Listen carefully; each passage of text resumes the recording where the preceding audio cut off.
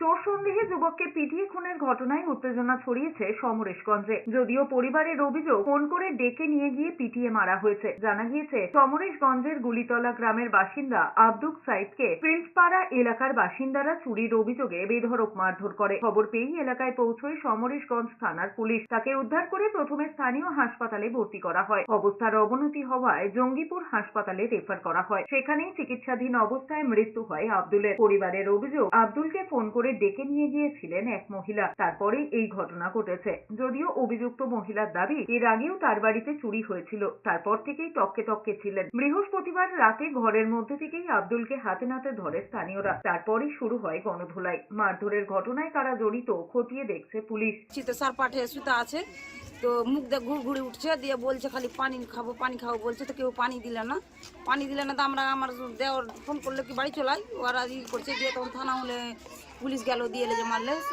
পিজলতলার মাঠে মেরেছে। তো সংসার আতি নেচুর বাগানে যে ফেলে রেখেছে, আতি বেঁধে রেখেছে রাস্তাতে করে খাম্বার সাথে।